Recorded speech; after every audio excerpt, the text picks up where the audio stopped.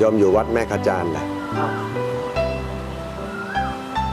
ที่วัดแม่ขจานนี่เปิดมากี่ปีแล้วล่ะพอตามตำรานี่งานประวัติมี500เราเป็นครับ500 กว่าปีแล้วนะครับวัดเก่าแก่เลยวัดที่เก่าแก่ครับขจานนี่แปลว่าอะไรขจานนี่แปลว่าอะไรแปลว่ามคทายกนั่นแหละครับเหนือบัดแม่ขจานแม่ขจานเราเพิ่นว่าสมัยก่อนเขาเป็นแม่ข้าวจานด้วยครับแม่ข้าวจานด้วยหรอแม่ข้าวจานครับแม่ข้าวจานเป็นยังไงข้าวจานข้าวจานข้าวเหนียวใส่จานแล้วก็น้ำใส่ครับอาจจะเอาน้ำตาลใส่ไปด้วยอ้อยข้าวเหนียวหวานข้าวสุกขนมสดง่ายครับวัดแม่ข้าวสุกขนมสดพวกนี้ไปเปลี่ยนตำนานนี่ก็คนนี้ก็พื้นบ้านนี้ก็จะเป็นบ้านแต่ว่าผมอยู่ที่นี้บ้านนี้แต่ครับมาจากบ้านอื่นมาจากอำเภอสาพีครับสารพีครับสารพีบ้านของแดงอำเภอสาพีครับที่วัดนี้มีพระกี่รูปนะเดี๋ยวนี้มีพระ1 รูปครับแต่ว่าสามเณร3 รูปครับเพิ่งมรณะเมื่อเดือนมีนานะครับประชุมเพลิงเดือนมีนานี่จะเอาวัดกันได้นะครับเดี๋ยวนี้ทดลองอยู่ทักษะการแทนนะครับเหลือ1 รูปเนี่ยนะรูปครับนี่2 เดือนพบประโยคใกล้แล้วครับที่ดูนี่นะครับเป็นลูกกระดานผมนั่นลูกแม่กระดานนะครับเป็นคนนี้พื้นบ้านแม่กระดานนะครับเลยดูแลวัดต่อคนที่มรณภาพในคนแปะ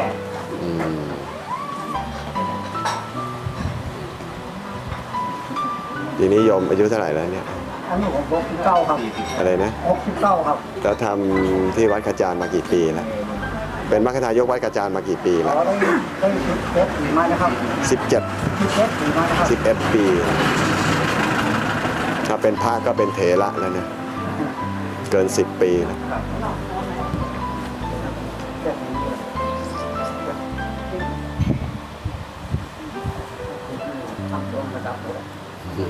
เป็นพิธีเขียนที่ก่อนพิธีจบก่อนไป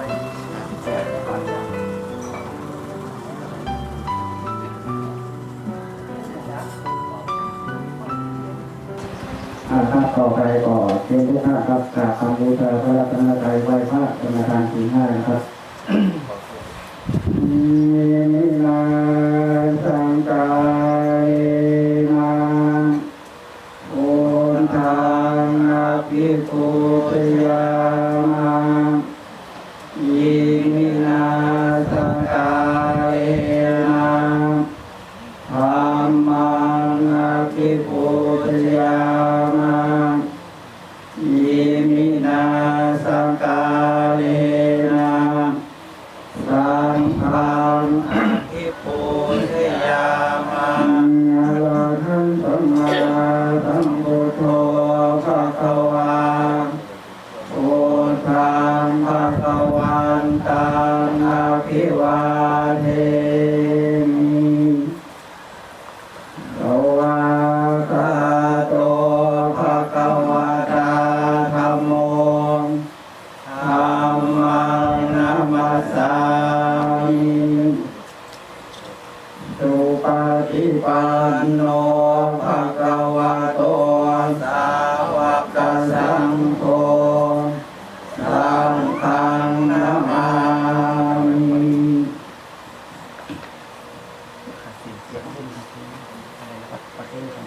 ประเคนตรงนี้ครับ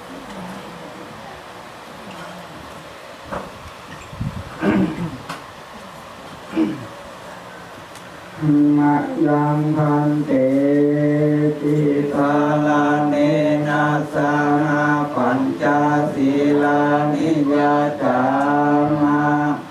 อุติยัมปิมะยังพันเตติสาลาเนนะสานาปัญจศีลานิ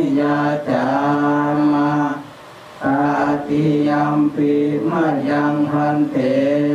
สังฆเนนะสังฆปัญจ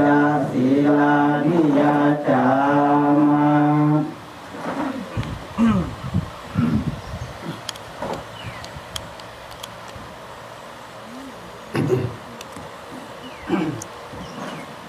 นะโมตัสสะภะคะวะโตอะระหะโตสัมมาสัมพุทธัสสะนะโมตัสสะภะคะวะโตอะระหะโตสัมมาสัมพุทธัสสะ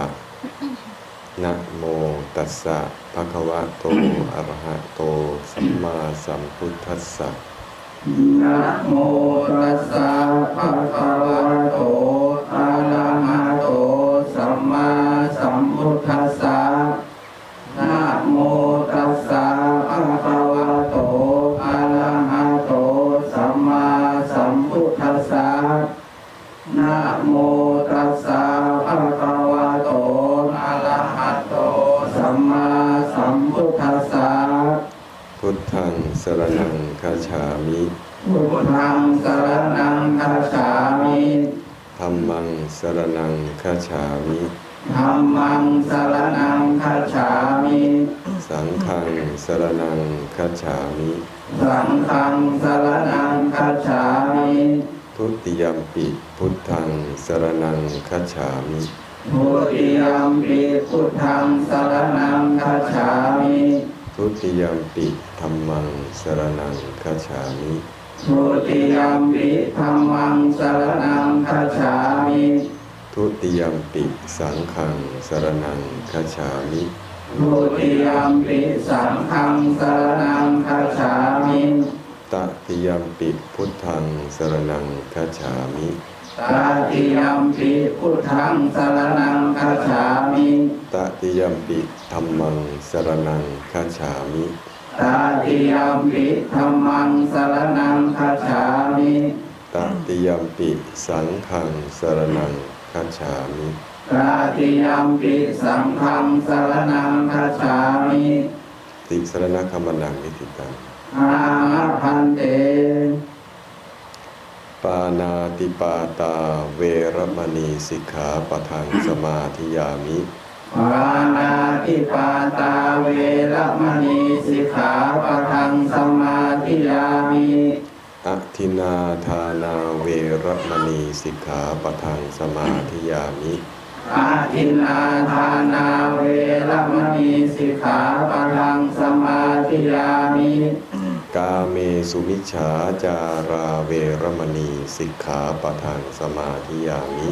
กาเมสุมิชฌาจาราเวรมณีสิกขาปะทังสมาธิยามิ มุสาวาทาเวรมณีสิกขาปะทังสมาธิยามิ มุสาวาทาเวรมณีสิกขาปะทังสมาธิยามิ สุราเมรยมัชฌะปมาทัฏฐานาเวรมณีสิกขาปะทังสมาธิยามิ สุราเมรยมัชฌัปปมาทฐานาเวรมณีสิกขาปะทังสมาธิยามิ อิมานิปัญจสิกขาปทานิสมาธิยามิ สีเลนะสุขติงยันติสีเลนะโภคสัมปทาสีเลนะนิพุติงยันติตัสมาสีหลังวิโสทะเย สาธุ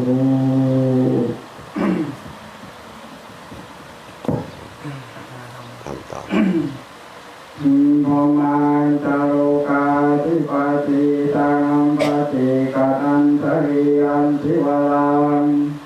อายาจาธาจันติธาสตาปะละสะขาธาธิกา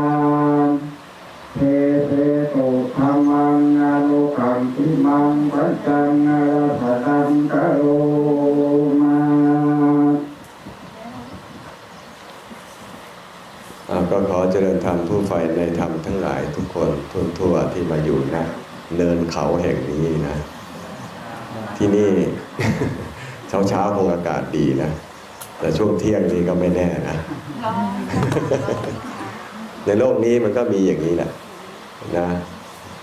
ร้อนกับเย็นหรือไม่ก็หนาวเลย นี่ก็เป็นเรื่องธรรมดาของธรรมชาติแต่ใจเราเนี่ยจะไม่ร้อนไม่หนาวไปตามสิ่งแวดล้อมใจเราที่จะไม่หนาวไม่ร้อนตามสิ่งแวดล้อมได้เนี่ยต้องมีปัญญาทำไมจึงเริ่มพิธีด้วยการจุดเทียนถ้าเป็นเครื่องเป็นอุทาหรณ์ให้ว่าเทียนธรรมดามันจะให้แสงสว่างไม่ได้นะเขาเลยต้องจุดเทียนไงแต่เทียนไม่ใช่จุดง่ายท่ามกลางพายุลมแรง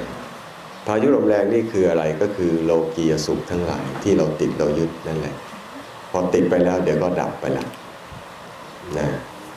ทีนี้พอเกิดปัญญาปั๊บ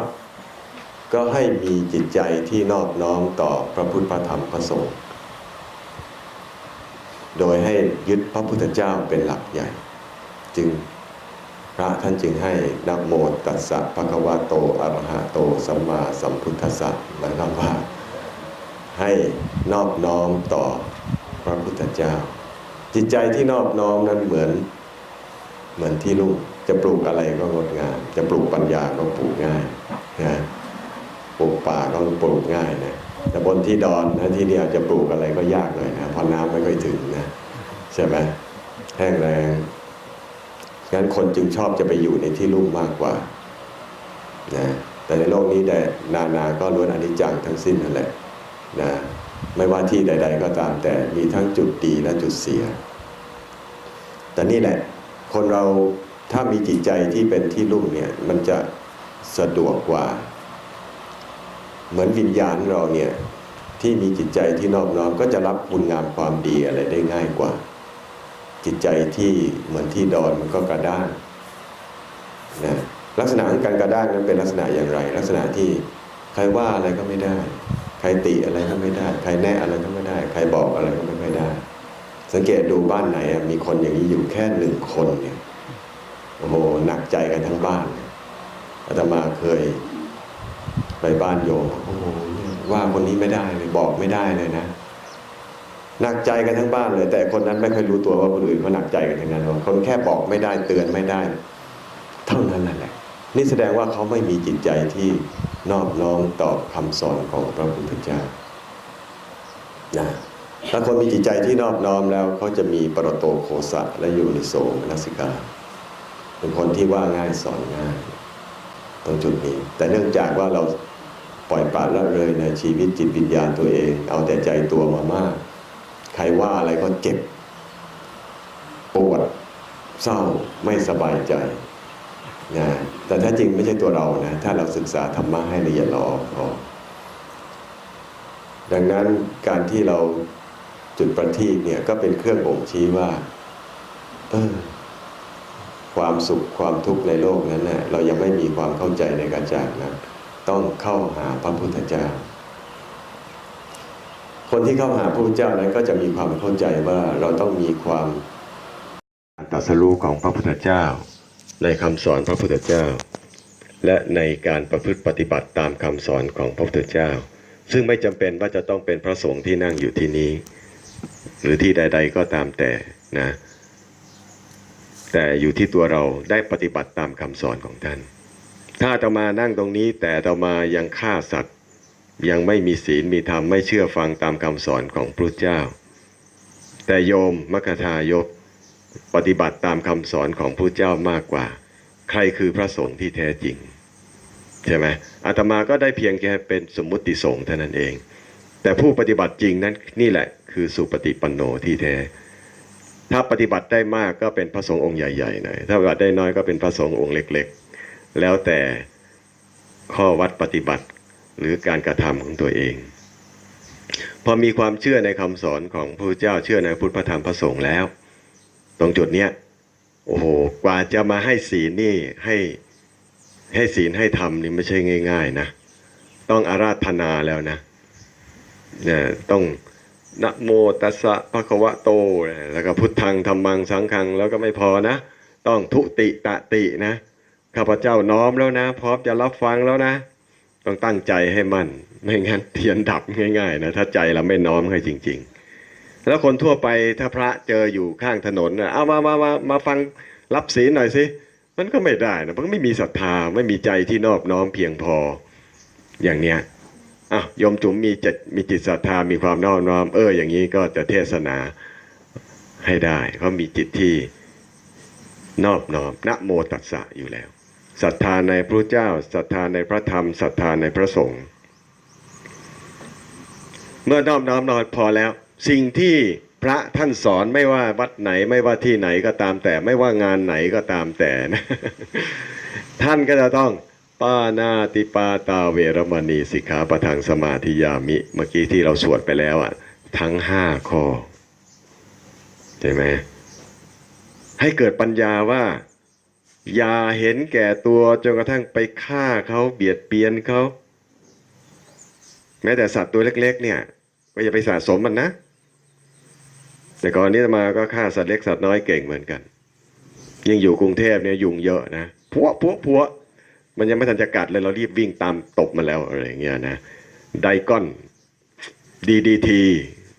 มาต้องพูดถึงตอนนั้นยังไม่มีศีลไงแต่พอตอนหลังมีศีลแล้วเราฉลาดกว่ามันตั้งเยอะเรามีวิธีป้องกันมันตั้งหลายวิธีประมาณพอตบมาแล้วมันก็เรียกพี่น้องแห่มากัดเราต่อ ตบเท่าไหร่ก็ไม่มีวันหมดมากขึ้นทุกทีแต่พอเราป้องกันตัวเองปั๊บเนี่ยจิตวิญญาณเราก็เกิดความเมตตาเกิดความสงบขึ้นจนกระทั่งจิตวิญญาณนึกถึงสัตว์แล้วก็เหมือนพ่อแม่พี่น้องแต่ก่อนนี้โมโหบ่อยใครทำอะไรก็ไม่ถูกใจก็จะขี้หงุดหงิดพอเราถือศีลข้อ 1แล้วเนี่ยจิตใจก็ไม่หงุดหงิดง่ายนะมีเมตตามีกรุณามุทิตาอุเบกขามากขึ้น นี่อานิสงส์ศีลข้อ 1เนี่ยมายังพูดยังไม่มากนะจริงๆในพระเจ้าตรัสไว้มีถึง11 ข้อด้วยกันนะแต่พูดให้ฟังว่าประการที่ 1ก็คืออย่าเห็นแก่ตัวจนทั้งไปทำร้ายสัตว์นี่ไม่ต้องพูดถึงคนนะคนนี่ผิดกฎหมายเลยนะไปทำร้ายเขานะถ้าทำร้ายคนนี่ก็แย่มากเลยนะเดี๋ยวนี้ทำร้ายสัตว์ก็ติดคุกกันนะเดี๋ยวนี้เขามีกฎหมายออกใหม่นะคุ้มครองสัตว์นะไปตีหมาไปยิงหมาอย่างเงี้ยเขาฟ้องร้องดำเนินคดีทางอาญาได้ใช่ไหมขึ้นศาลแล้วนะตอนนี้เป็นคดีนะว่าแล้วก็อย่าเห็นแก่ตัวจนกระทั่งไปขโมยของเขานะถ้าในระบบราชการเขาก็พูดถึงว่าไปคอร์รัปชันอย่าโกงเขาอย่าขโมยเขาเนี่ยเด็กๆอาตมาสมัยเด็กๆอาตมาก็เคยขโมยนะเงินแม่วางไว้ก็หยิบเลยอย่างเงี้ยต้นไม้ลุงอยู่ข้างบ้านไปสอยเฉยเลยไม่ขอลุงเลยนะถือวิสาสะจนเกินไปแต่ก่อนนี้ไม่มีใครบอกใครสอนไงยิ่งของเพื่อนๆบางทีก็ขโมยของเขานั่นคือเทียนมันดับไม่มีใครจุดด้วยจุดแล้วไม่ใช่ว่าจะติดง่ายๆนะตอนนั้นไม่มีใครจุดเลยไม่รู้เลยว่าการฆ่าสัตว์เป็นบาปการลักขโมยเป็นบาปนะหรือเป็นทางแห่งความทุกข์แล้วก็พระเจ้ายังสอนอีกว่าอย่ามีชู้นะมีผัวเดียวเมียเดียวโอ้ยเดี๋ยวนี้นะไม่ต้องพูดถึงเลยนะพูดไปแล้วก็เหมือนจะเหนื่อยนะ เพราะคนทุกวันนี้หลงบริโภคนิยมเยอะเรื่องยิ่งทุกวันนี้ปรุงแต่งในเรื่องกามคุณ5มากมายก่ายกองน่าสงสารชาวโลกแล้วเด็กรุ่นหลังที่เติบโตขึ้นมาเงี้ยจะถูกมอมเมาทั้งในทีวีในสื่อในเน็ตในอะไรต่างๆนานาทำให้มึนเมากันไปหมดนะหลงในเรื่องของบริโภคนิยมเนื้อหนังมังสารูปรสกลิ่นเสียงสัมผัสมากยิ่งขึ้นนั้นมันก็ไปสู่ของวิถีของการไม่สำรวมในกามตรงจุดนี้นั้นคนเรามีครอบครัวแล้วต้องรักเดียวใจเดียวไม่นอกใจถ้าพูดภาษาง่ายๆนะไม่ต้องพูดถึงนอกกายเลยนะแม้แต่ใจยังไม่ให้นอกเลยนะใช่ไหมภาษาบอกอย่านอกใจนะไม่ต้องพูดถึงกายเลยกายยิ่งผิดหนักเข้าไปเลยอย่าเห็นแก่ตัวจนทั้งต้องโกหกนะ อะไรก็เป็นโกหกถ้าเป็นโกหกแล้วเนี่ยมันก็ไม่ว่าจะสีอะไรก็โกหกทั้งนั้นนะใช่ไหมไม่ว่าจะสีขาวสีฟ้าสีอะไรก็สุดแท้แต่นะมันก็เป็นคำโกหกนั่นแหละไม่งั้นก็บอกว่าเป็นมะเร็งเอามะเร็งสีขาวหรือมะเร็งสีดำโยม ถ้ามีมะเร็งสีขาวเอาไหม ถ้าเป็นมะเร็งสีขาวก็ไม่เอาอะนะคือความไม่ดีโกหกมันเป็นความไม่ดีไงจะสีอะไรก็ช่างเถอะต้องหยุดต้องเลิกเสียแล้วก็อย่าเห็นแก่ตัวจนกระทั่งทำร้ายตัวเองอย่างข้อ 1 ข้อ 2 ข้อ 3 4ทำร้ายผู้อื่นนะไปเบียดเบียนคนอื่นไปโกงทรัพย์เขาไปมีชู้เบียดเบียนใจคู่ครองนะแล้วก็ไปโกหกเขานะหลอกลวงเขานะอย่างการตกทองก็ตามแต่แชร์ลูกโซ่อะไรพวกนี้นะที่มุ่งหมายในทิศทางที่จะไปคดโกงเขาโดยพูดล่อให้เขาเห็นผลประโยชน์เยอะๆแล้วก็เอาจากความโลภของคนความประมาทของคนเนี่ยเอามาเพื่อสนองความโลภของตัวเองเนี่ยไม่หลอกลวงไม่โกหกอย่างนี้แต่ข้อที่5นี่คือไม่ได้ไปทำร้ายคนอื่นนะแต่มาทำร้ายตัวเองแต่จริงๆการทำร้ายตัวเองก็จะเป็นการทำร้ายคนอื่นเหมือนกันนะถ้าอย่างง่ายๆทั่วๆไปเข้าใจก็คือไม่เสพสุราไม่กินเหล้าแต่คำว่าสุราในภาษาบาลีเนี่ยไม่ได้แปลว่าเหล้าอย่างเดียวนะโยมเห็นไหมคำว่าสุระหรือสุราในภาษาบาลีเนี่ยแปลว่าสิ่งที่จะทำให้เราเมาหนัก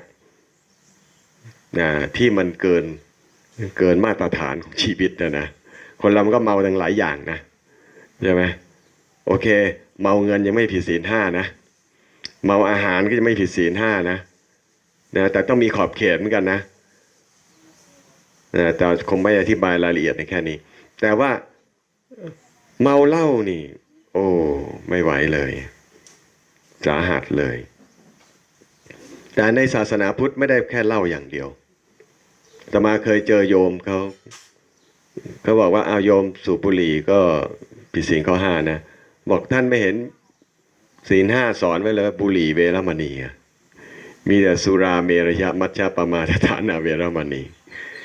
ถ้าโยมพูดอย่างนี้ก็เท่ากับว่า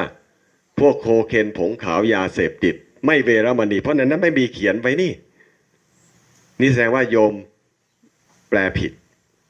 นะเขาแปลกันมาผิดโยมจำผิดแล้วสุราคำนี้เป็นที่ตั้งแห่งความประมาทอันแรงกล้ามากขึ้นเรื่อยๆมัวเมามากขึ้นดังนั้น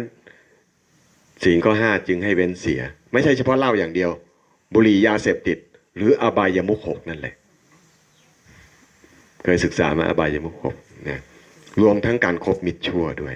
การคบมิตรชั่วก็คือว่าคนที่สูบบุหรี่กินเหล้าแล้วเราไปคบหาแล้วทำให้เราไหลไปตามเขาแต่ถ้าเราเข้มแข็งนะเราก็คบได้ทุกคนนั่นแหละเพราะเราไม่ไปไหลตามมิตรที่เขายังไม่มีศีลนะอย่างเช่นไปคบเพื่อนบ้านบางคนเขามีชู้เขาชวนให้มีชู้บอกโอ้ยอย่างนี้ไม่เอาอย่างเงี้ยเราก็คบหาเพื่อนฝูงกันได้อย่างนี้แต่ถ้าเรารู้ว่าเราอ่อนแอแล้วมันจะชวนไปนอกใจคู่ครองนะเอ้ยไม่เอาอย่างนี้อย่าไปคบเพราะว่าคบไปแล้วใจเราจะเสื่อมลงต่ำลงพอเข้าใจนะไม่คบมิตรชั่วถ้าเราเป็นมิตรก็ได้กับทุกๆคนนั่นแหละแต่ถ้าว่ามิตรชั่วที่ทำให้เราตกต่ำลงทำให้เราผิดศีล 5อย่าไปกระทำนี่อาตมาจุดเทียนให้แล้วนะ5 ข้อนะมันจะดับหรือเปล่าไม่รู้เดี๋ยวออกจากนี่ไปลมพัดหายไปเลยนะใช่ไหมออกจากประตูวัดประตูบ้านไปก็ศีล 5ปลิวไปเลยนะพร้อมฆ่าสัตว์พร้อมลักของเขาพร้อมผิดศีล 5เดี๋ยวนี้ยังมีค่านิยมผิดอีกด้วยซ้ำไปนะคนเรามาต้องโกหกสิโอ้โหไปโน่นเลยพระเจ้าไม่เคยตัดแบบนี้เลยนะคนเรามันต้องกินเหล้าสิโอ้พระศาสดา ท่านไม่ได้ตัดอย่างนั้นนะอาตมาไม่ได้เอาโยมมาเป็นพระศาสดาเนี่ยโยมขี้เมาอะนะใช่ไหมยังไม่ต้องพูดถึงเอาเงินเป็นพระเจ้าอีกต่างหาก ในศาสนาคริสต์เขาก็ไม่ได้สอนเอาเงินเป็นพระเจ้านะใช่ไหมในศาสนาพุทธก็สอนให้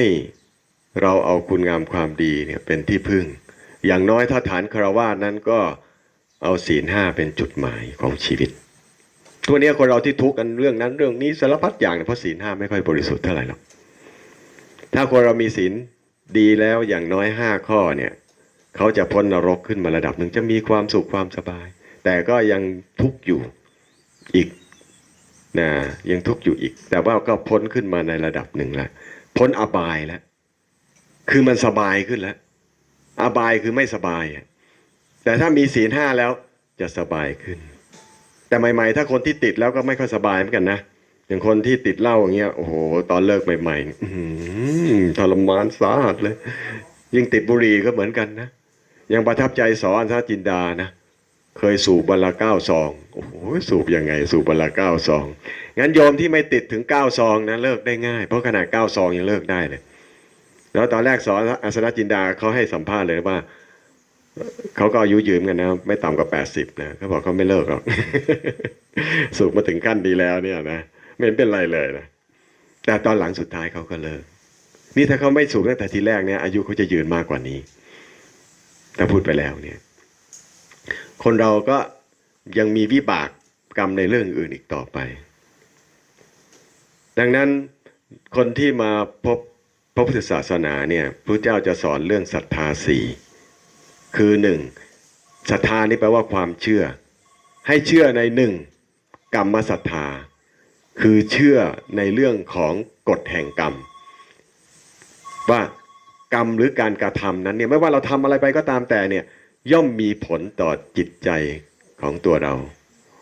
ไม่เป็นวิบากบาปก็เป็นวิบากไม่เป็นบาปก็เป็นบุญนี่มีผลทั้งสิ้น1เชื่อในกฎแห่งกรรมเรียกว่ากรรมศรัทธา2วิปากศรัทธาคือเชื่อในผลกรรมนะวิบากแปลว่าผล3มีกรรมสกตาศรัทธากรรมสกตาศรัทธาหมายความว่าเชื่อว่าบาปบุญอะไรที่เกิดตัวเองสุขทุกข์อะไรที่เกิดกับตัวเองเนี่ยมันเพราะคนอื่นใช่เปล่าไม่ใช่นะเพราะตัวเองทุกอย่างมันเกิดจากกรรมตนทั้งสิ้นนะแม้แต่แผ่นดินไหวหรืออะไรก็ตามแต่นะลึกซึ้งแล้วมันเพราะเกิดจากกรรมของตนทั้งสิ้นแต่คนเรายังไม่รู้ละเอียดในกรรมของตนว่าเราทำกรรมอะไรจึงประสบผลอย่างนั้นอย่างนี้ไม่ว่าจะสุขทุกข์นะหรือว่าจะยากดีมีจนอะไรก็ตามแต่ล้วนแล้วมากฎแห่งกรรมทั้งสิ้นจากตัวเองไม่ได้จากคนอื่นเลยอย่างเนี้ยถ้าเราเข้าใจตรงนี้แล้วเนี่ยนะเราจะมีพื้นฐานทางศาสนาคือการมองรู้จักการมองตนเวลามีปัญหาเกิดขึ้นในบ้านเกิดความไม่เข้าใจกันปั๊บเนี่ยเขาก็จะไม่โทษคนอื่นก่อนเขาก็จะรู้จักโทษตัวเองก่อนเป็นไงเคยได้ฝึกกันบ้างไหมนะถ้าในบ้านเนี่ยที่ทะเลาะกันแรงๆเพราะเขาโทษใครเขาโทษคนอื่นก่อนใช่ไหมถ้าโทษตัวเองแล้วจะทะเลาะกันไหมยาก นี่คือศาสนาเนี่ยช่วยทำให้จิตวิญญาณเราเนี่ยมองเข้ามาหาตัวเองมองเข้ามาด้านในของตัวเองไม่หลงก็ไปด้านนอกและจะทำให้จิตวิญญาณเราเนี่ยมีความสงบแช่มชื่นขึ้นนี่ตรงนั้นจุดนี้ดังนั้นประการสุดท้ายเมื่อเราคิดว่าเอาทุกอย่างมันเกิดจากกรรมของตนแล้วเราจะทำยังไงต่อไปแหละก็ต้องมีตถาคตโพธิศรัทธาคือศรัทธาในแนวทางของพระตถาคตหรือของพระพุทธเจ้าผู้ตรัสรู้เองโดยชอบนี่แหละท่านก็ให้ศีล 5นี่แหละเป็นพื้นฐานก่อนเป็นเบื้องต้นเลยปฏิบัติให้ดีคนเราทุกวันนี้ยังไม่ค่อยเข้าใจอะไรเท่าไหร่เหมือนคนป่วยเนี่ยเขาก็ไม่เข้าใจตัวเองว่าตัวเองป่วยเพราะอะไรเรื่องนั้นเรื่องนี้เดี๋ยวนี้คนเป็นมะเร็งก็เยอะใช่ไหมเดี๋ยวนี้อาหารก็มีสารพิษก็เยอะมันก็เกิดจากเหตุหลายอย่างนะแต่ที่จุดสำคัญสุดคือเรื่องอาหารเนี่ยคนเป็นมะเร็งปอดก็อะไรก็สูบบุหรี่จัดคนเป็นมะเร็งตับหรือตับแข็งเพราะอะไรก็เพราะกินเหล้าจัดเนี่ยนะมันก็เป็นผล ขนาดกินของมันของทอดเยอะๆบ่อยๆก็ทำให้โรคเบาหวานโรคไขมันอุดตันเส้นเลือดกินของหวานเยอะๆเด็กๆก็ชอบกินของหวานเนี่ยมันจะเป็นเบาหวานได้ง่ายๆเดี๋ยวนี้ประเทศไทยเริ่มประสบปัญหาโรคอ้วนของเด็กแต่ก่อนนี้คนไทยไม่เคยมีปัญหาแล้วนะ เดี๋ยวนี้กินขนมซองขนมกรอบแกรบเนี่ยโอ้ยเยอะนะซื้อเป็นซองๆกินอย่างเนี้ยทำให้ร่างกายไม่แข็งแรงไม่สมบูรณ์เป็นโรคภัยไข้เจ็บง่ายจะรู้ตอนไหนตอนมันป่วยเยอะๆแล้วอ่ะกินปั๊บมันรู้ทันทีเลยว่ามันแสลงขณะบางคนหมอให้เลิกกินเหล้านะยังแอบไปกินเลยอ่ะกลึบมึงก็ยังดี ก็ป่วยหนักเข้าไปอีกยังไม่ต้องพูดถึงการกินเนื้อสัตว์นะเดี๋ยวนี้โอ้โหสัตว์ก็เป็นโรคภัยไข้เจ็บเยอะแยะมันก็เกี่ยวข้องกับการเบียดเบียนชีวิตของสัตว์ด้วยเนี่ยก็เกี่ยวข้องกับงานบุญงานกุศลเหมือนกันนะเพราะว่างานของชาวพุทธเราเนี่ยจะต้องประกอบด้วยการไม่ผิดศีลธรรมอย่างน้อยศีล 5งานนี้ไม่มีการฆ่าสัตว์นี่จะเป็นงานชาวพุทธเราจะรู้ว่างานนั้นเป็นพุทธหรือพุทธแท้หรือพุทธเทียมก็ต้องดูตรงนี้1ไม่มีการฆ่าสัตว์ใช่ไหมไม่ใช่พวกอาตมาทีเตรียมไก่ไว้เลยนะสุดท้ายเกิดดาวลูกไก่เลยนะ ลูกไก่ต้องไปโดดกองไฟเพราะจุดเศร้าใจแม่ตัวเองถูกเชือดกินเนี่ยเคยฟังพรพิรมเขาร้องไหมอาตมาเคยเดินจาริกเนี่ยจากเชียงใหม่ไปเดินไปกรุงเทพนะมีบ้านอยู่หลังหนึ่งอาตมาไปปรากฏแล้วอาตมาก็บอกว่าเขามากราบบอกท่านมาจากไหนอาตมาก็บอกว่าอาตมาเป็นสมณะนะไม่ได้ใช้เงินใช้ทองแล้วก็ฉันเจคนทั่วไปก็รู้จักเจนะใช่ไหมแต่จริงก็คือมังสวิรัตินั่นเองเพราะเจเขาจะไม่กินกระเทียมกินผักอื่นๆแต่มังสวิรัติก็คือเว้นจากเรื่องเนื้อสัตว์เป็นหลักเพื่อไม่ให้เป็นเหตุแห่งการฆ่าก็บอกโยมเข้าไปโยมบอกว่าโอ้ดีนะที่ท่านบอกไว้ก่อนน่ะเพราะโยมเตรียมไก่เตรียมปลาไว้ที่บ้านแล้วเนี่ยว้าวแทนที่สาวกของพระเจ้ามาที่บ้านแล้วเนี่ยสัตว์จะรอดตายที่ไหนได้สัตว์ตายมากขึ้นแทนที่สาวกของพระเจ้ามาถึงแล้วเนี่ยคนจะเลิกโกงมากขึ้นโกงมากขึ้นอีก แทนที่สาวกของพระเจ้ามาถึงบ้านแล้วเนี่ยคนเราจะรักเดียวใจเดียวมากขึ้นปรากฏว่ามีกิ๊กกันเยอะเลยนะหลายใจกันมากขึ้น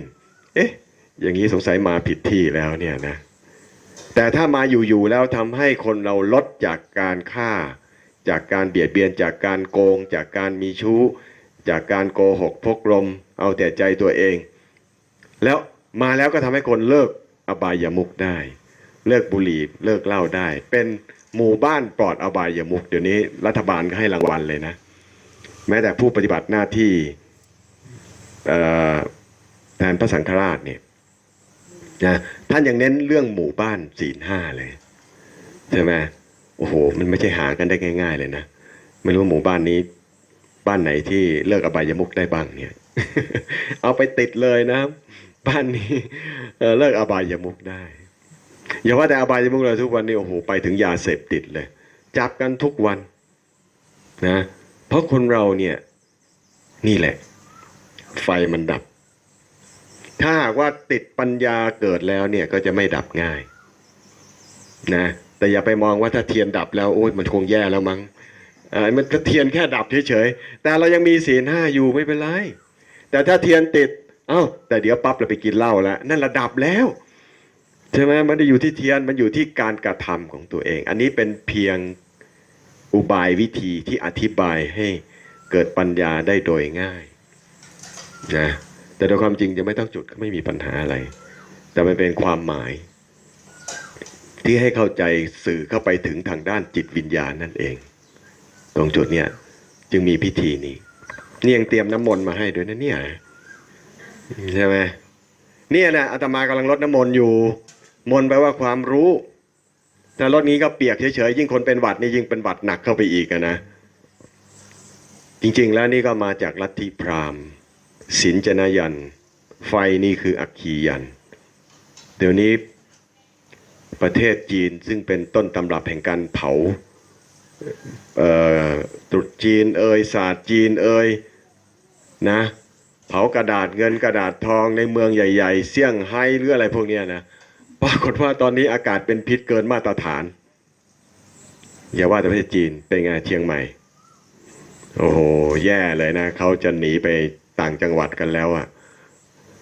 เกินมากเลยเผานั่นเผานี่จุดไฟเผาถ้าเผาก็เผาให้เป็นประโยชน์นะจุดฟืนหุงข้าวอะไรพวกนี้นะแต่อาตมากำลังจุดให้เกิดปัญญาให้เกิดความเข้าใจรู้ว่าอะไรดีอะไรชั่วอะไรคือบาปอะไรคือบุญถ้ายอมอยากให้ชีวิตเกิดความเจริญรุ่งเรืองต่อไปก็อย่างน้อยก็ต้องลดความเห็นแก่ตัวลงศีลห้าเนี่ยทำให้เราควบคุมความเห็นแก่ตัว5 ข้อตอนแรกอาจจะควบคุมได้ยากหน่อยแต่พอไปนานๆก็จะควบคุมได้ดีได้ขึ้นอย่างคนเรากินผิดปั๊บกินของทอดนะโอ้โหเจ็บปากเลยนะร้อนใน กินของหวานโอ้โหทำให้รู้สึกว่ามัวเมาเลยนะคิดสมองไม่แจ่มใสเป็นโรคเบาหวานอีกต่างหากอย่างเงี้ยงั้นสิ่งเหล่านี้เราจะเห็นได้ในสังคมในปัจจุบันแต่บางคนก็ไม่รู้ว่ามันเกิดจากเหตุนี้หรือแม้แต่รู้ก็ยังห้ามใจตัวเองยากฉะนั้นเรื่องร่างกายมันก็ยังไม่ใช่เรื่องง่ายตอนนี้หมอเขียวเลยดังเพราะหมอเขียวท่านรู้ว่าคนทุกวันนี้ร้อนกินแต่ของร้อนๆท่านก็เลยเอาน้ำย่านางน้ำโคลอฟิลนะให้กินเพื่อดับร้อนในร่างกายแต่นี่คือร่างกายพอดื่มเข้าไปแล้วก็รู้สึกว่าโอ้โหร่างกายสบายขึ้นสุขภาพดีขึ้นคนเป็นมะเร็งคนเป็นอะไรไปรักษารู้สึกโอ้โหสุขภาพดีขึ้นนะแต่ทางด้านจิตใจของเราที่ไม่สงบนี่แหละถ้าโยมยิ่งอายุมากขึ้นนะเด็กๆเหมือนกันน่ะเด็กๆยิ่งโตขึ้นก็ยิ่งใช้เงินน้อยลงสำหรับส่วนตัวนะยิ่งเรียนสูงขึ้นยิ่งใช้เงินเปลืองขึ้นอย่างนี้เรียนไปทำไมเนี่ยยิ่งเรียนแล้วทำไมยิ่งใช้เงินเปลืองอ่ะยิ่งเรียนแล้วยิ่งฉลาดขึ้นต้องใช้เงินน้อยลงสิแต่ถ้าใช้เงินเพื่อคนอื่นไม่ว่ากันใช่ไหมแต่เรียนจบแล้วยังขอเงินพ่อแม่เลยนะพ่อแม่ไม่เห็นจบเลยนะไม่จบปริญญาตรีเลยจบแค่ป .4 เลี้ยงลูกได้ตั้งจบปริญญาตั้งหลายคนนะแต่พอพ่อแม่ป่วยปั๊บหาคนจะเลี้ยงพ่อแม่สักคนหนึ่งยังหายากเลยนะถ้าอาตมาเป็นมหาวิทยาลัยเป็นคนตั้งมหาวิทยาลัยเองได้นะอาตมาจะมอบประกาศนียบัตรให้พ่อแม่นี่แหละนะ เขาบอกส่วนลูกนี่จบมาแล้วก็ดีแล้วล่ะเจ้าต้องไปหาเลี้ยงตัวเองให้ได้ซะก่อนนะแล้วค่อยมารับปริญญาอีกทีปริญญาคือปัญญาเนี่ยอย่างนี้แสดงว่าไม่มีปัญญาความรู้รอบตัวเอาตัวไม่ความรู้รอบหัวเอาตัวไม่รอดแต่ว่ามันก็ว่าไปตามประเพณีตามกระแสนั่นแหละแต่โดยความเป็นจริงแล้วเดี๋ยวนี้ทุกวันนี้ที่เขาวิจัยกันออกมาแล้วเนี่ยประเทศไทยคนที่ตกงานมากที่สุดคือคนที่จบปริญญาตรีขึ้นไปแต่คนที่ต่ำกว่าปริญญาตรีแล้วหางานง่ายกว่าเยอะเลยคนเรายิ่งเรียนสูงยิ่งจะต้องหางานง่ายขึ้นอีกสิอาตมาเคยบิณฑบาตนะอยู่ที่กรุงเทพมาแหละ เจอญาติโยมจะใส่บาตรก็ถามโยมคนหนึ่งหนุ่มแล้วบอกว่าตอนนี้จบแล้วยังหางานไม่ได้เลยว่างั้นนะบอกว่าหางานไม่ได้เหรอนี่ไงงานที่บ้านทำก่อนนะงานอื่นยังหาไม่ได้ไม่เป็นไรแต่ทำที่บ้านก่อนนะเพราะว่าแม่บอกว่าเอาแต่นอนนะหลังจากจบแล้วเนี่ยนะ บ้านงานทำความสะอาดกวาดลานบ้านหรืออะไรอยากย่ายหรืออะไรตั้งเยอะตั้งแยะแม่ก็ไม่ต้องไปจ้างคนใช้ช่วยแม่หุงข้าวก็ยังได้สารพัดอย่างช่วยแม่ไปขายขนมก็ได้ช่วยแม่ไปขายของก็ได้ไม่ต้องไปจ้างลูกจ้างนี่รอแต่จะไปเป็นลูกจ้างเขาอะแล้วก็เดินไปต๊อกไปนี่ไม่ใช่ว่าไม่เสียเงินนะต้องเสียค่ารถค่าเดินทางนะถ้าพูดถึงวันสักกี่บาทเนี่ยกลับมาบอกไม่มีงานทำโอ้โหงานที่บ้านแม่เหนื่อยแทบตัวไส้กันนะซักผ้าพวกเองเนี่ยนะเยอะแยะเลยเนี่ยคนเราไม่เข้าใจว่างานใกล้ตัวเนี่ยถ้าคนเรียนแล้วมันฉลาดขึ้นหรือมันโง่ลงเนี่ยไม่รู้จักงานที่แท้จริงเนี่ยเด็กๆหนูเคยซักผ้าให้ผู้ใหญ่ไหมคะเคยไหมคะซักผ้าถูบ้านกวาดบ้านเคยไหมคะ เออจบปริญญาแล้วจะถูไหมกันเนี่ย คนเรายิ่งเติบโตยิ่งมีสติปัญญาขึ้นเขาก็ยิ่งจะสามารถที่จะช่วยเหลือเฟือฟายงานพื้นฐานช่วยพ่อช่วยแม่มีความกตัญญูกตเวทีไม่ใช่เรียนมาแล้วก็รอแต่งานอันนั้นนั่นแหละไม่เข้าใจงานที่เป็นสัมมาอาชีพงานที่สุจริตงานทุกอย่างและจริงๆนะคนเราที่หางานยากไม่ใช่อื่นเราไปเกี่ยงเรื่องเงินเดือนถ้าคุณไม่เกี่ยงเรื่องเงินเดือนนะคุณบอกว่าคุณทำฟรีขอข้าวแค่3 มื้อเอาคุณกินยังกิน3 มื้ออยู่ใช่ไหมก็กินไปเหมือนสมณะท่านฉันหนเดียวอย่างเนี้ยอ้าว3 มื้อไม่เอาเงินเดือนเลยถ้าคุณขยันขันแข็งเนี่ยเป็นคุณรับไหมรับซื่อสัตย์สุจริตด้วยมีศีล5ด้วยไม่โกงด้วยโอ้ยใครๆก็อยากจะได้ทั้งนั้นนั่นแหละแต่โกงเขาอาจจะไม่เชื่อก็ต้องขอดูไปก่อน แต่ว่าเราไม่เรียกร้องเงินเดือนอะไรมากมายก่ายกองนะใครๆก็อยากได้แต่ถ้าคุณทำงานเก่งขึ้นมาแล้วจริงๆเนี่ยนะไม่ต้องห่วงหรอกมีแต่คนแย่งเพียงแต่คุณจะประมาณตัวเองให้พอเหมาะไหมถ้าคุณวิ่งไปตามเงินเรื่อยๆบางทีเนี่ยอาตมาเจอมาอยู่วัดนะได้แต่ก่อนนะเดือนละ3-4 แสนนะเก็บเงินได้ตั้งหลายล้านบาทอย่างเงี้ยครอบครัวก็ดีมีฐานะมีอะไรแต่นอนไม่หลับนะพุ่งซ่านควบคุมตัวเองไม่ได้นั้นแสดงว่าวิถีชีวิตที่ผ่านมาเนี่ยเงินทองข้าวของทรัพย์สมบัติเนี่ยไม่ใช่หลักประกันแห่งความสุขของชีวิตแต่กลับทำให้เราฟุ้งซ่านมากขึ้นนะไม่รู้มีใครเป็นโรคนอนไม่หลับหรือเปล่านะพวกอาตมาไม่ต้องห่วงเลยปฏิบัติธรรมแล้วเนี่ยนะอยู่ที่ไหนก็หลับได้สบายมากนั่งยังหลับอยู่เลย ถ้าพูดไปแล้วเนี่ยนะหลับง่ายกินก็ง่ายรับรองว่าไม่มีบ่นว่าอาหารไม่อร่อยไม่มีทางนะพูดถึงนะอาตมาเห็นโยมบางคนกินยานอนหลับนะผมยังไม่หลับเลยตามันค้างอะไรอย่างเงี้ยนะน่าสงสารมากเลยนะจนอยากจะฆ่าตัวตายเลยอะถึงขนาดมีเงินตั้งหลายแสนหลายล้านแสดงว่าเงินไม่ใช่คำตอบไงเนี่ยพวกอาตมาไม่มีเงินสักบาทเลยนะมีแต่เนี่ยบาทเดียวบาทนี้ใหญ่เลยตลอดเลยนะใช่ไหมแต่บาททางโน้นนี่พระเจ้าไม่ให้มีอยู่แล้วเงินสตังค์ทางโลกถ้าเป็นเงินต่างประเทศก็เป็นดอลลาร์เงินจีนก็เป็นหยวนเงินแขกก็เป็นรูปีใช่ไหม ก็เนี่ยก็คือต้องการชี้ให้เห็นนะว่าคนเราที่ไม่มีความสุขเนี่ยเพราะว่าการประพฤติปฏิบัติของเรานี่ต้องผิดทางมาแน่ๆเลยแล้วส่วนใหญ่โรคนี้มันก็เกิดจากคนที่ไม่รู้จักพอขาดความพอเพียงนั่นเองนะมีเท่านี้ก็อยากได้เท่านั้นมีเท่านั้นก็อยากได้เท่าโน้นอีกนะ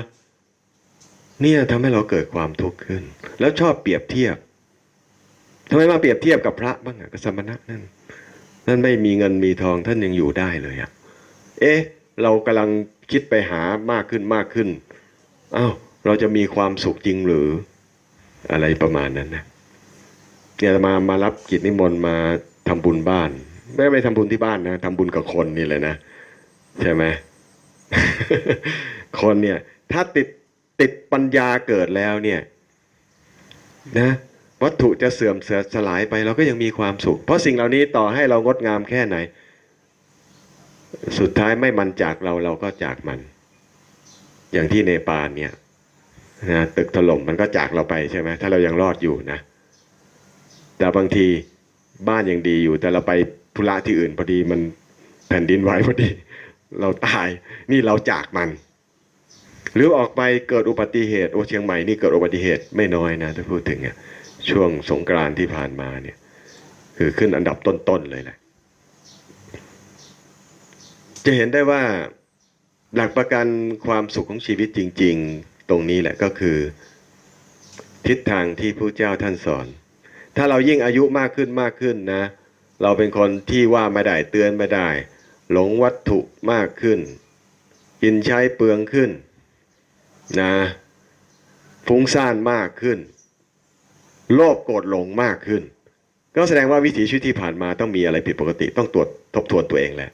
เหมือนเราเวลากินอะไรมาปั๊บโอ้ยไม่ค่อยสบายเลยนะ กินโอ้ยปากแตกแสดงว่ามันร้อนละต้องลดละของร้อนต้องกินน้ำโคลอโรฟิลน้ำยะนางนะสูตรหมอเขียวสูตรเย็นแต่เวลาจิตใจเรามีความทุกข์เนี่ยโยมตรวจดูได้เลยหนึ่งขาดความพอคำพอเพียงฟุ้งซ่านอะไรพวกนี้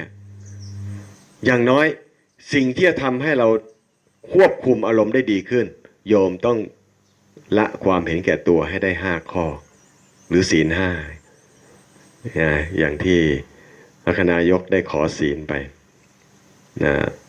มายังพันเตวิสุงวิสุงรักนาทายะติสรเนนะสหปัญจศีลานิยาจามะ3 ครั้งเลยนะไม่ใช่ขอครั้งเดียวนะต้องขอทุติยัมปิตติยัมปิกว่าท่านจะให้ศีลนี่ถ้าขอน้อยๆยังไม่ให้เราไม่แน่ใจนะจะเอาจริงก็เปล่าเนี่ยนะจะมาแสดงขอ3 ครั้งนี่แสดงเอาจริงนะเนี่ยให้ไปนะ5 ข้ออย่าให้ลมแห่งโลกีมันพัดหายไปแล้วกันตรงจุดนี้งั้นวันนี้อาตมาก็เทศนาให้ฟังได้เข้าใจถึงการดำเนินชีวิตนะว่าการดำเนินชีวิตที่ถูกต้องเนี่ยจะทำให้เรามีความสุขควบคุมอารมณ์ตัวเองได้ดีขึ้นนะความอยากความโลภความโกรธความหลงอะไรพวกนี้จะลดลงมีศีลที่สูงขึ้นแต่ถ้ายิ่งอยู่ไปยิ่งอยากผิดศีลมากขึ้นไม่อยากมีศีลมากขึ้นอยากผิดศีลมากขึ้นมันต่างกันนะอยากมีศีลมากขึ้นกับอยากผิดศีลมากขึ้นเนี่ยนะศีล 5ก็ไม่อยากปฏิบัติไม่ได้คิดถึงศีล 5เลยเป็นชาวพุทธอยู่คิดแต่เรื่องจะทำผิดศีลธรรมอยู่เป็นประจำอย่างนั้นก็นรกเป็นที่หมายได้แน่นอนพระเจ้าท่านก็ตรัสไว้คนเกิดมาแล้วจะไม่ตกนรกเนี่ยหายากนะส่วนใหญ่ก็ตกนรกโยมว่าคนทุกวันนี้มีศีล 5มากหรือมีศีล 5น้อยคนส่วนใหญ่ถือศีล 5ได้มากหรือได้น้อยได้น้อยใช่ไหมเนี่ยพวกโยมก็พอรู้อยู่งั้นโยมยังอยากเกิดไปสิ่งที่ดีอยู่เจริญอีกทั้งในชาตินี้และชาติต่อไปบางคนอาจจะไม่เชื่อเรื่องชาติหน้าไม่เป็นไรนะแต่เกิดมีจริงขึ้นมาจะว่าไงอะนะบางคนบอกว่าท่านรู้ได้ไงจะมารู้ท่านเห็นเหรออะไรนี่มันก็พูดลำบากกันนะมาเลยถามโยมว่าแล้วพรุ่งนี้มีไหมบอกมีแล้วคุณเห็นไหมไม่เห็น พรุ่งนี้ก็โยมยังคิดว่ายังมีเลยโยมรู้ใช่ไหมอาตมาก็รู้ไงว่าชาติหน้ามันมีอันนี้มันเป็นบารมีทางพุทธศาสนานะถ้าคุณไม่มีบารมีด้านนี้คุณไม่มีความเชื่อด้านนี้จะนั่งสงสัยอยู่จนหัวแตกนี่แหละแต่ไม่ต้องหรอกชั่วโมงหน้ามีไหมมีเห็นยังอย่างเงี้ยแต่เชื่อนะความเชื่อบางอย่างก็ตั้งอยู่บนพื้นฐานของความถูกต้องความเชื่อบางอย่างก็ตั้งอยู่พื้นฐานของความไม่ถูกต้องอาตมาก็เลยให้แง่คิดกับพวกเราว่าถ้าเรามีศีล 5อยู่กับตัวไม่ต้องกลัวอะไรจะช่วยคุ้มครองเราไปทั้งชาตินี้และชาติอื่นๆนะนี่คือวิถีของความเจริญของชีวิตนะเมื่อเราเจริญขึ้นสิ่งแวดล้อมรอบตัวก็เจริญขึ้นไปโดยปริยายไม่ต้องห่วงและแม้สิ่งแวดล้อมอาจจะบางอย่างเราไม่สามารถควบคุมได้มาอาจจะเสื่อมสลายจากเราไปแม้แต่ร่างกายสังขารนี้ในที่สุดเราก็จะไม่ทุกข์ตามความเสื่อมสลายนั้นจิตใจของเราก็จะมีความเบิกบานแจ่มใสเป็นพุทธะเป็นผู้รู้ผู้ตื่นผู้เบิกบานเพราะมีความมั่นใจว่าธรรมโมโหเวรคติธรรมจาริงธรรมย่อมรักษาผู้ประพฤติธรรมดังนั้นการแสดงธรรมในวันนี้ก็เป็นการจุดประทีปทางปัญญานะให้เกิดแสงสว่างนะเพื่อที่ได้พาให้ตนเนี่ยพ้นทุกข์ที่สูงยิ่งขึ้นแล้วก็เป็นแสงสว่างให้คนรอบข้างโดยทั่วๆไปให้เกิดความสุขความเจริญที่แท้จริงสำหรับการเทศนาในวันขึ้นบ้านใหม่วันนี้ก็ขอยุติด้วยเวลาเพียงแค่นี้เจริญธรรมวันนี้ก็มีอาหารที่บริสุทธิ์ในศีลนะงานนี้บริสุทธิ์ในศีล 5ไม่มีเลี้ยงเหล้ายิงยาเลยนี่งานชาวพุทธต้องเป็นอย่างนี้นะเป็นงานบุญตัวอย่างแล้วไม่สิ้นเปลืองเกินไปด้วยสิ้นเปลืองแต่มันได้บาปเนี่ยโอ้โหไม่เห็นคุ้มเลยนะโมทนาเราถือว่าเราทำงานบุญงานกุศลที่เป็นตัวอย่างกับชาวพุทธทั้งหลายทั้งปวง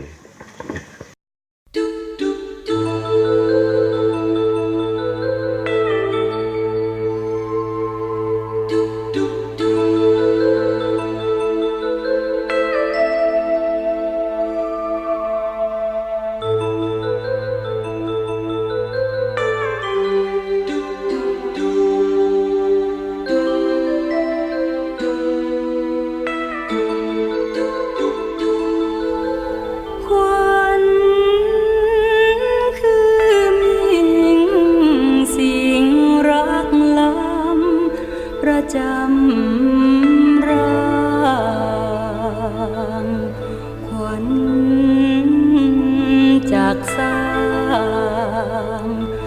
ลังใจ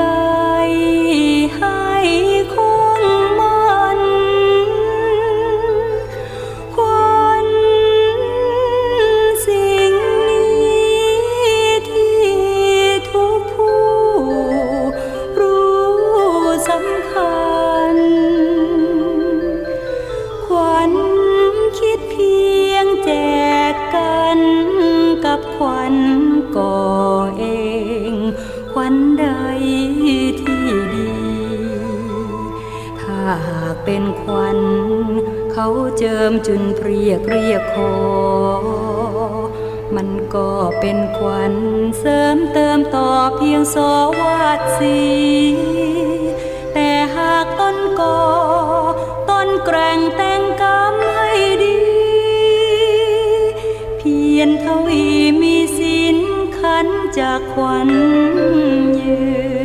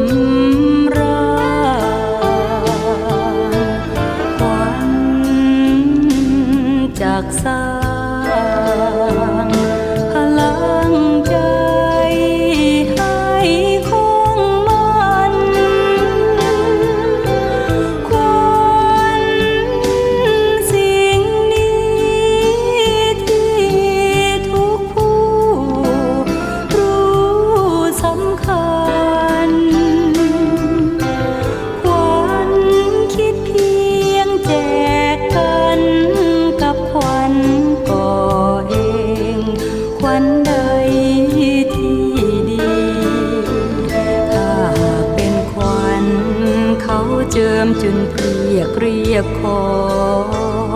มันก็เป็นขวัญเสริมเติมต่อเพียงสวัสดิ์ศรี